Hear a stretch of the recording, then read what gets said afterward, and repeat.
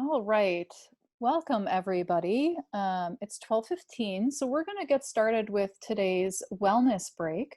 If you didn't join us last week, my name's Crystalline Montgomery. I'm a naturopathic doctor and licensed acupuncturist, and I work with the Health Fairview Psychiatry uh, Integrative Wellness Program. And today we are going to talk about magnesium. It is one of my favorite topics. It's a topic that I get lots of questions about clinically, both when we teach residents and also when I'm talking with patients. Um, just a reminder, these sessions are all recorded. So if you're attending today's session and you have to leave early and you want to go back and watch that, you should be sent a link that allows you to watch the video after the fact. Also, if you know somebody that was hoping to watch the session but was unable to make their schedule work to be here today, you can let them know that, again, they should be able to look for the link. It's usually sent at the end of each week by Daniel Franks, who is our sort of integrative wellness communicator guru. And we send that out usually once a week. Um, I want today's session, as with all sessions, I want them to be, engaging, and I want people to feel encouraged to ask questions. So I'm going to try to talk about things that address very common questions that I get, but also for people that are listening live, I encourage you to ask questions as we go throughout today's talk.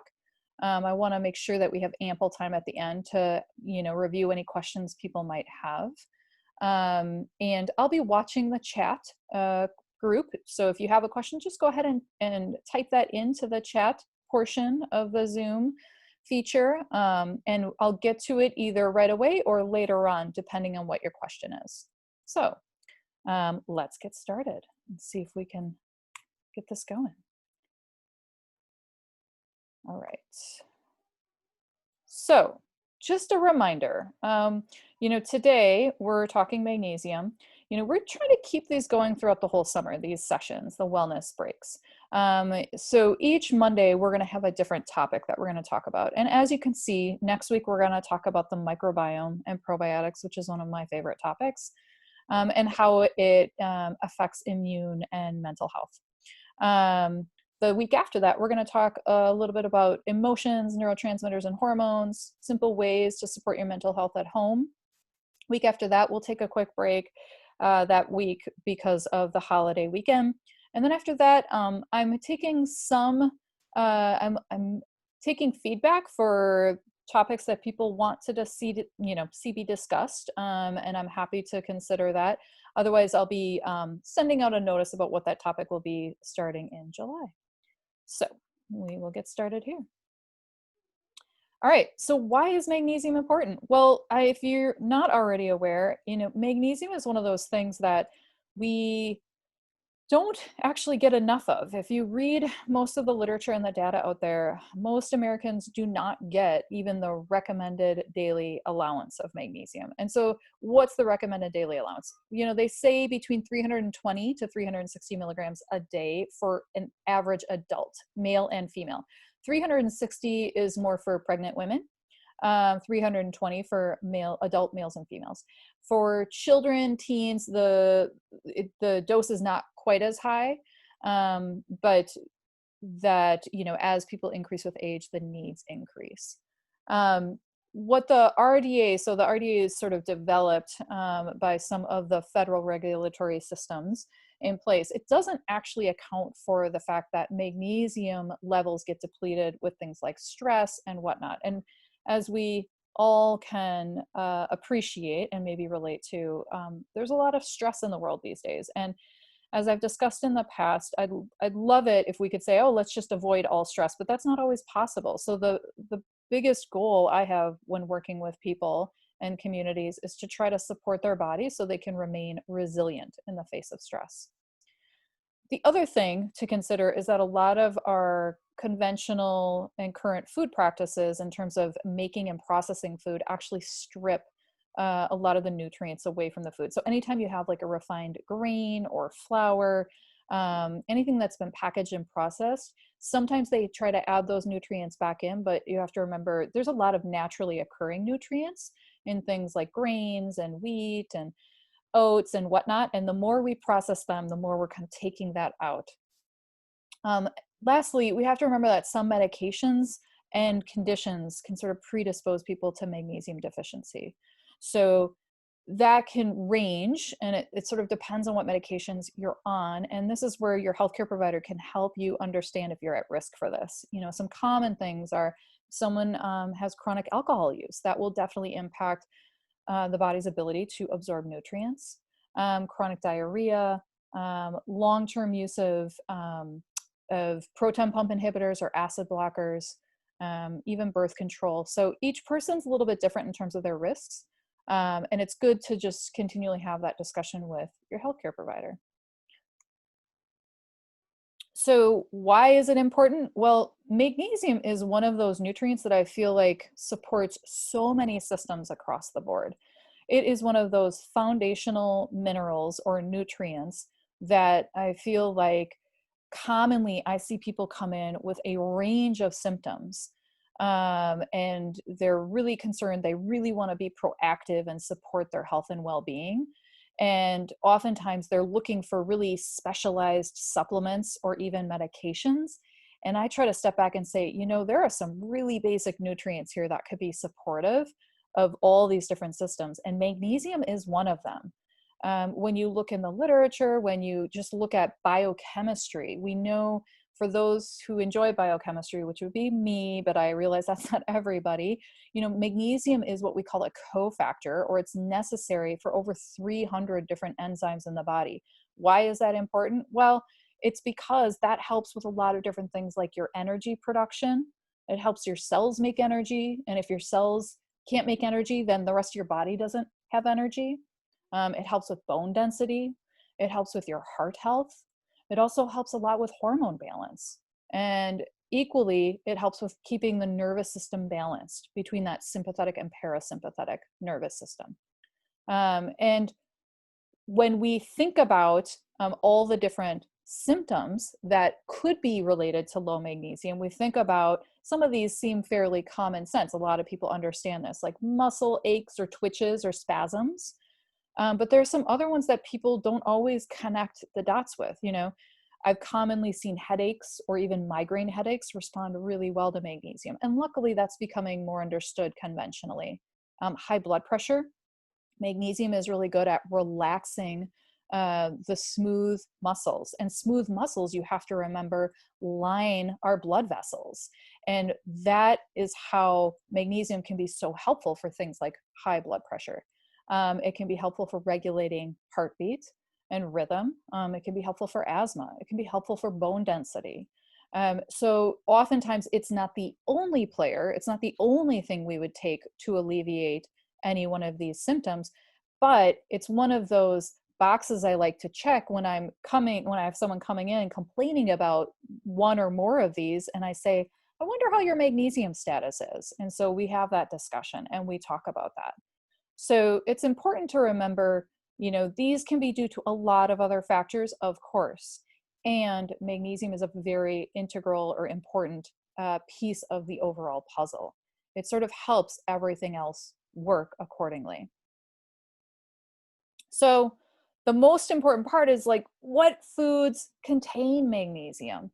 So this is the part I like to review with people. And I think the good news is there are a lot of foods that contain magnesium. Now, as we talked about at the very beginning, just a couple slides ago, is, you know, we have to look at how the foods are processed. If we're eating a lot of processed foods that are packaged, oftentimes naturally occurring magnesium will be kind of stripped from those foods, and it may or may not be added back in. So that's why I encourage people, as much as you're able and as is possible, whole foods are going to give you higher amounts of magnesium. And there are a range of foods that can do this for you. When we think about it, this is just a very short list. And this list is sort of picks the highest contain like the foods with the highest amounts of magnesium, which is to say there are many other foods that contain smaller amounts, no doubt. But if you look at this list, it's really great. You've got lots of different vegetables are going to contain magnesium, and that's just a given. So even though I have, Swiss chard, and kelp, and beets, cauliflower, artichokes, these are packed with magnesium. And so sometimes when someone comes in and they're like, gosh, do I need to take a magnesium supplement? I say, well, let's take a look at what you're eating first. Like, is it possible for us to make any adjustments here? Can we add in more vegetables? Is that a possibility for you in your daily routine? And sometimes just getting in a really hearty serving of greens each day can be amazing for people. Sometimes people need a little bit more, but that alone can be really helpful. Fruits, I think a lot of people recognize, like bananas, for example, often people go to in terms of, because they contain both potassium and magnesium, but also kiwi, watermelon, pineapple, dried figs. These all contain a lot of magnesium. And then you move on to other types of foods. You've got sweet potatoes, buckwheat flour, rye, millet. And I like this list because it really encourages people to kind of think outside the box a little bit. Some of these might be things that people are less familiar with. Millet is one of those grains that we don't often pay a lot of attention to, but it can be a nice thing to work in. And I find it's fairly well tolerated by people. Brown rice is pretty quick and easy. And offers really good fiber. I think a lot of people enjoy sweet potatoes. They give a little bit of sweet, but it's a nice change of pace from just regular potatoes. And then moving on to proteins and fats. I mean, we've got lots of options here. Nuts are, in general, broadly speaking, all very high in magnesium. So, I know we had one question last week about, are pecans okay to eat? And the answer is yes. I mean, for many people, pecans can actually be a great source of magnesium. And the thing that I like about nuts is they're easy to mix and match. They're easy to carry on your person and sort of, take a little bit of a small serving and stash it in your bag or your carry-on. And you can sort of pull it out and nibble on it if you find your blood sugar is dropping too much. They're a great source of protein and healthy fats and all these other nutrients, which is awesome. You have some other legumes like black-eyed peas and navy beans and garbanzo beans. So some nice plant-based ways to get magnesium into your body. And then lastly, you see the miscellaneous column. These are foods that I'm sort of like, where do they actually fit in to the big picture? But it just highlights that you can see and find magnesium in other foods like sparkling mineral water. I like for a lot of reasons, and not just because it contains magnesium. I have some people that are looking for kind of natural alternatives to soda. Some are trying to figure out, how can I support my body with naturally occurring electrolytes? And sparkling mineral water is a great way to do that. When we talk about sparkling mineral water, it's good to point out we're not necessarily talking about like a LaCroix or some of the more popular sort of bubbly waters. This is more like when you go into the aisle where there's a lot of different canned and bottled items, you'll see Perrier or Gerolsteiner. There's a few different brands, but when you look at the label, it actually lists like magnesium, potassium, calcium on the back. That's when you know it's actually a water that contains minerals. And that can be a really nice natural way to support electrolytes and magnesium levels. And you can spice it up with a little bit of berry extract or even a touch of, unsweetened juice or maybe cherry juice. There's lots of different things you can do with that.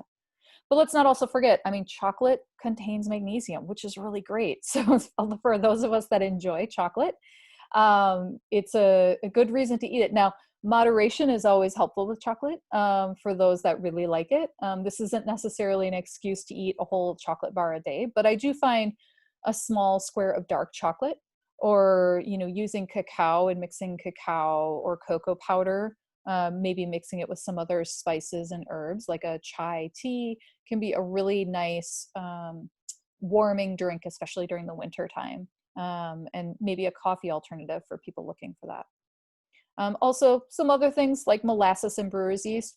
Brewer's yeast is one of those things that I don't often see people intentionally adding to their diet.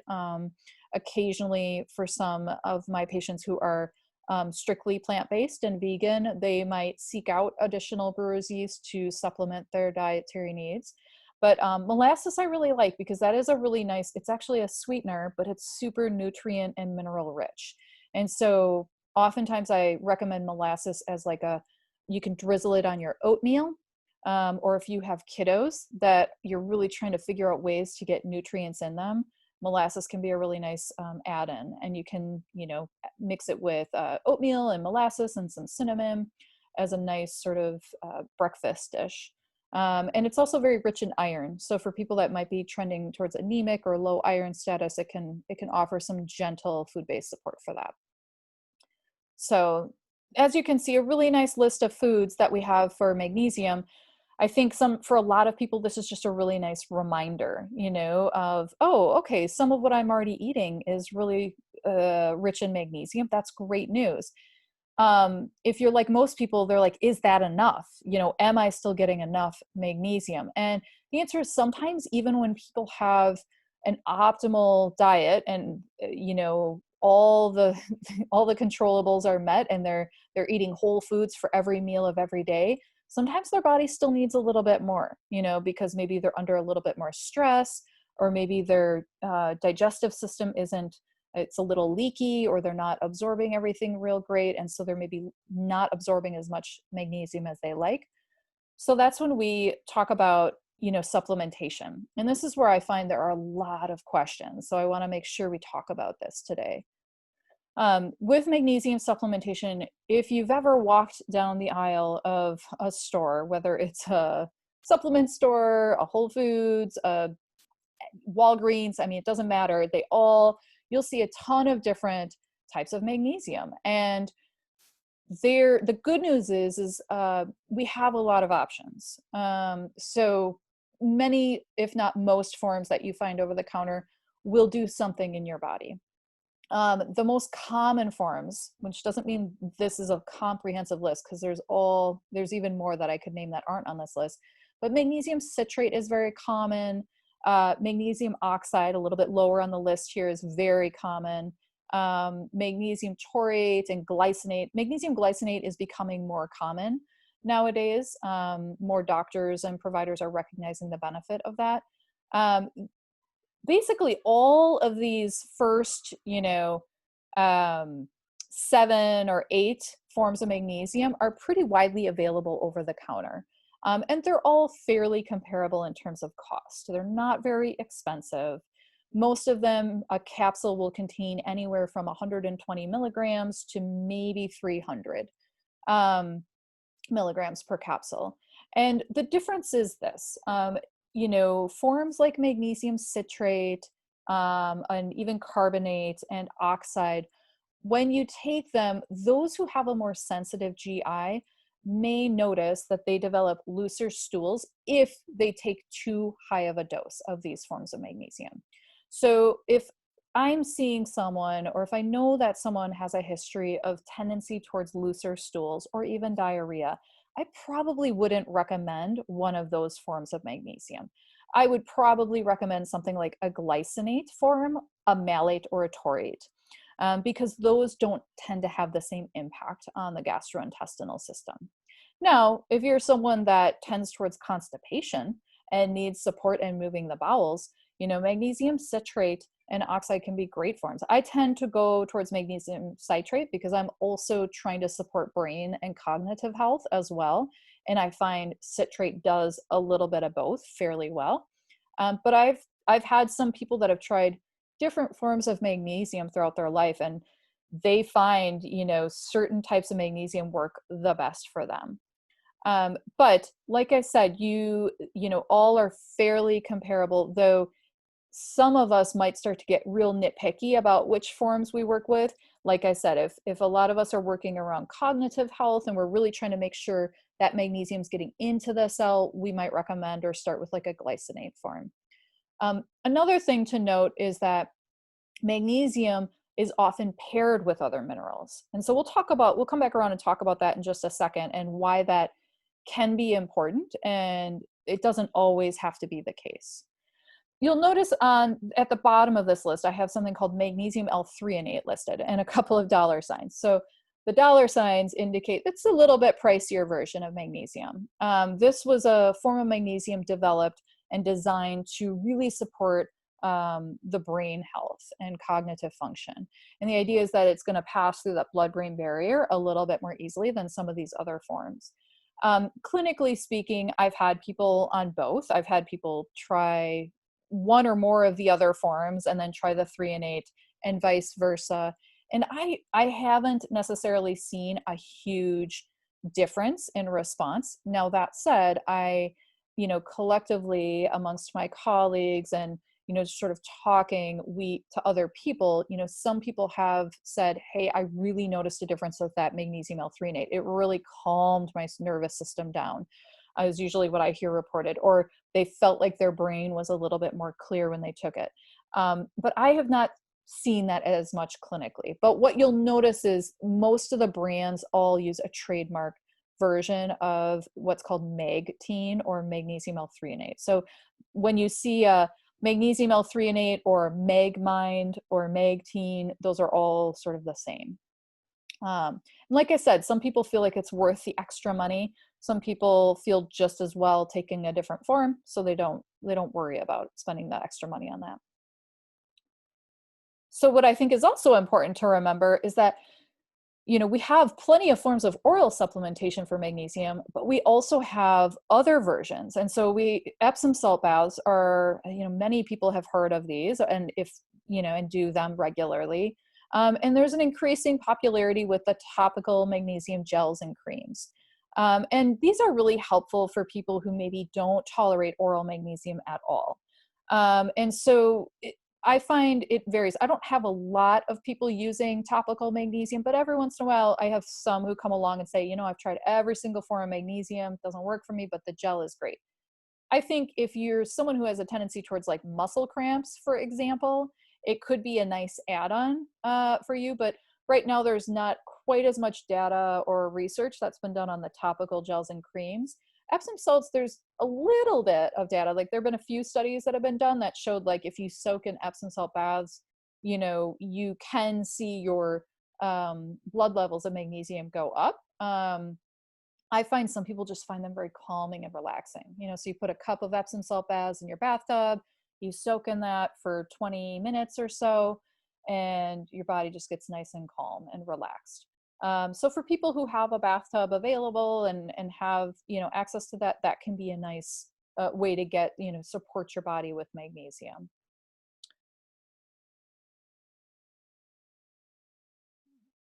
So is there anybody who should use caution with magnesium? Well, I find it is one of the most well-tolerated supplements out there, so that's the good news. But that said, I always think I always give a little pause with some people, and those people are definitely people who are on any type of blood pressure medication.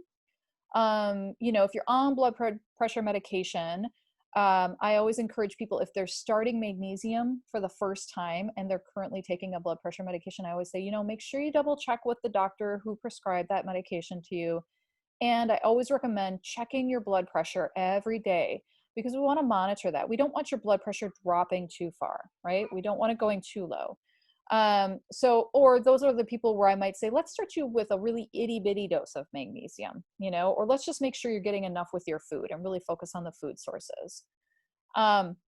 Likewise, if you're a person that naturally has very low blood pressure, you might have to be very conscious about how much magnesium you take, if at all. You might be someone who really only needs a low dose, if at all.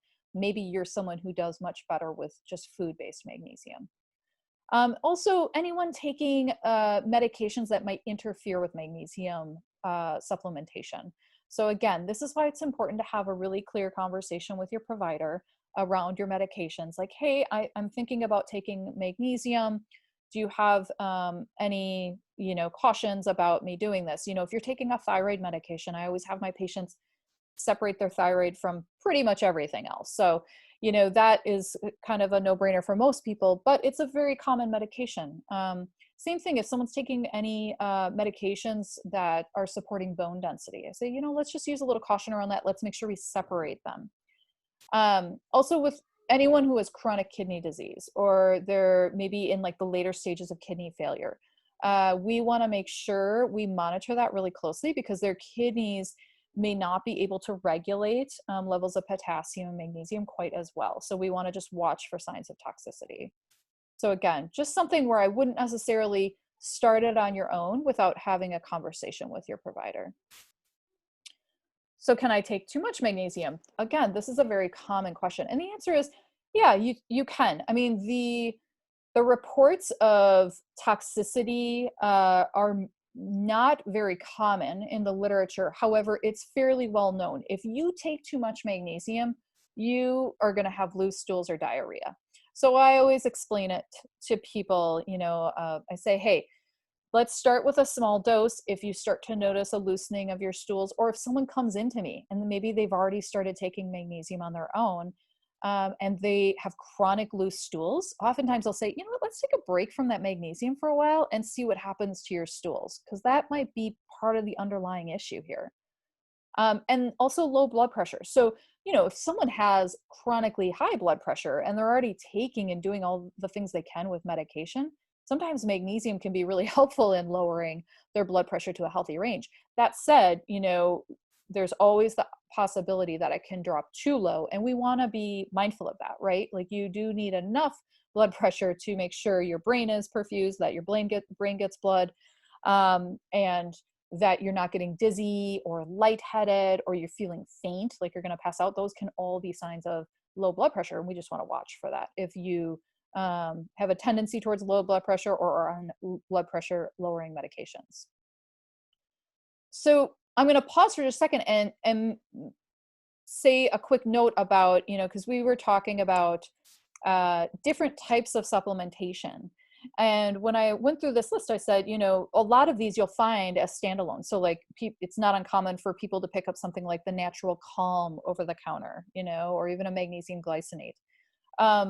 What's also not uncommon is to see like a CalMag support, a calcium magnesium support. And sometimes they'll even pair it with like a zinc and a vitamin D3.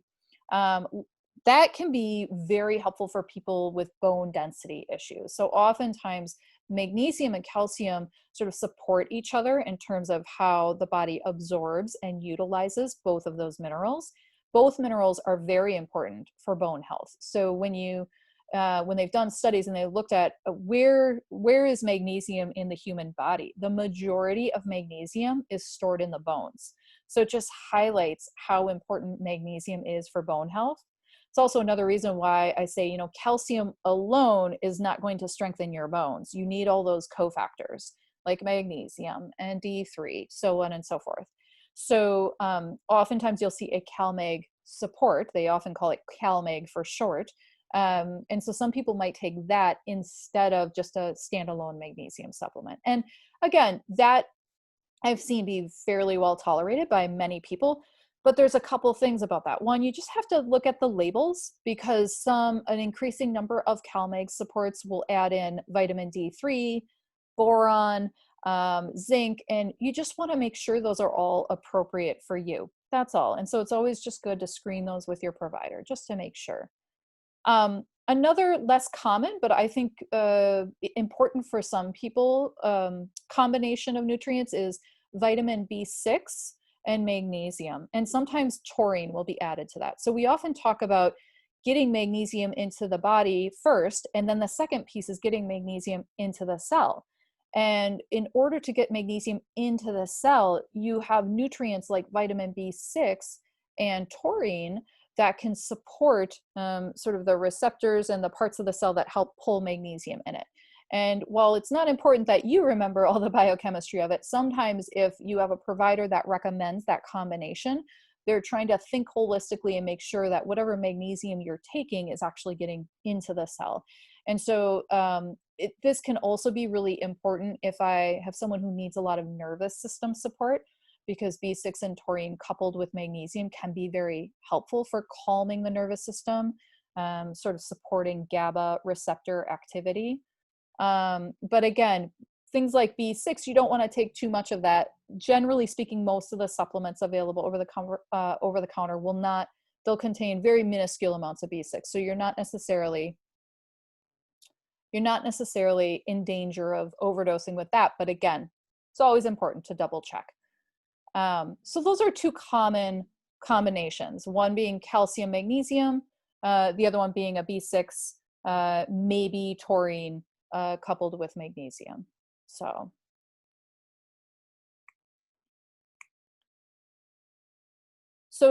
I want to make sure that we open this up for questions. I've just put this information down because this is where I find these are very trustworthy sources of information. And while yes, they're some of them are textbooks. I find the Linus Pauling Institute on micronutrients. It's accessible to everybody. You don't need a special like login or subscription to that. They do really, really good work out there at Oregon State University. The reason why I actually list these is because there is a plethora of information out there on the interweb these days. And so it's really easy to read various books and blogs and whatnot on magnesium. And sometimes I like to try to help people filter through some of that information, because sometimes that information can be sort of presented as fact when maybe it's not necessarily based in data and clinical information. So I put those there just in case you're like me and you like to geek out on that stuff sometimes.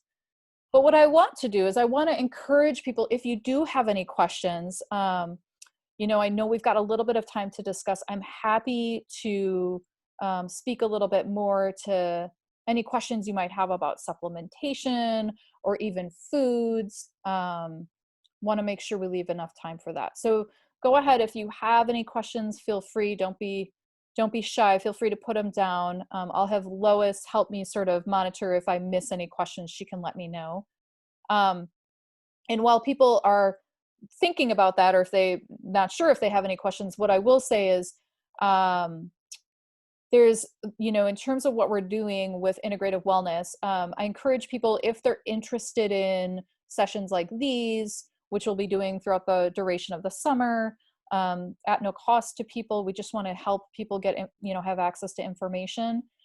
We are also developing various integrative services. So we've had acupuncture established at the behavioral health clinic for families.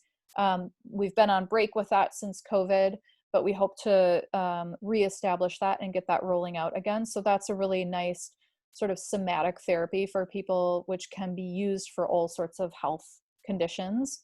And it's covered by many types of insurance. So it's good to double check, but we encourage people to take advantage of that if they have insurance coverage. We're also going to be rolling out individual mind-body sessions and some health coaching sessions, as well as naturopathic and functional medicine appointments. And so if you want to be informed or notified if these services, or as they become available, or just learning more about them, we encourage people to send a message to the email at the bottom below, and we're happy to keep you informed. Let me make sure. Whoops.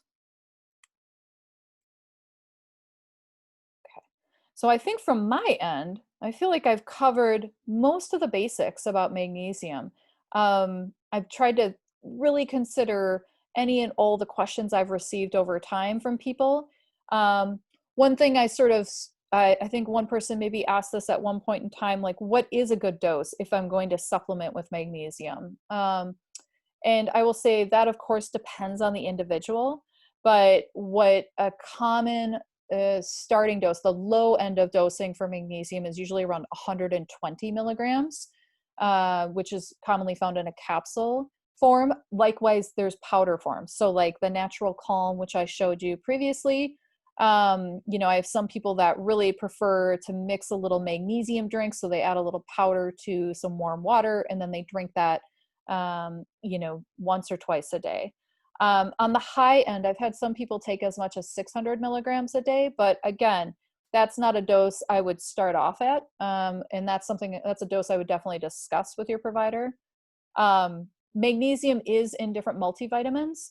So it's true, you could find it there. Usually the dose that they put in a multi is very, very small for a couple of reasons. One, they don't want to stir up or cause anyone to have loose stools, but two, they're just trying to support what you're getting from your food. That's really what a multivitamin is for. some people ask about timing of magnesium supplementation, and it's not uncommon in my world. Usually I'm trying to help support sleep regulation and nervous system regulation. So I commonly will prescribe a magnesium supplement at night before bed. So I'll say, oh, let's start with 120 to 240 milligrams of magnesium glycinate at night before bed. And sometimes that can really help people get into a deeper sleep. Or if their nervous system is sort of on edge and they're in sympathetic dominant state, it helps them to ease into that parasympathetic or that sort of relaxed rest and digest mode. So timing wise, you don't have to take it at night before bed, but it can be. What other? Oh, question. So is magnesium helpful for patients with fibromyalgia? It can be tremendously helpful. I've never seen it work as a standalone for fibromyalgia. My experience is that, you know, if someone has never, if they're newly diagnosed with fibromyalgia and they have never taken a magnesium supplement, it's definitely one of the first things I want to add in for them. It can, I think you'll find a range of benefit, you know, in the research and literature, but it's definitely one of those foundational components that I want on board, mostly because we know that it's going to help relax smooth muscle. We know that it's going to help with generation of and recycling of glutathione. And glutathione is this antioxidant that helps replenish the body's energy. It helps it recover from stress and inflammation. And so magnesium can be very helpful in keeping glutathione levels in a good place. And it also helps me know that we're supporting their elimination with magnesium. So with fibro, what you do sometimes see is that everybody's a little bit different, at least the people I have worked with who have fibromyalgia, in that some people respond really well to magnesium glycinate or citrate. Although traditionally you'll see a lot of people be recommended magnesium malate for fibromyalgia. I haven't necessarily seen a wildly huge difference in clinical results between the two, but if someone's not responding to citrate or glycinate forms, I will try a malate form. It's a little bit more specific to energy production and helping with you know, kind of getting that ATP or that energy into the muscles. So I do think magnesium is important for people who have a diagnosis of fibromyalgia, and it's part of a more comprehensive plan. But I don't know that I've seen it as a standalone, like, you know, take care of all symptoms exclusively. So hope that answers your question. Any other questions from people before we wrap up today that you're dying to know about magnesium? I'm so used to doing this in a room full of people, so sometimes it's hard when you don't get to see and hear everybody.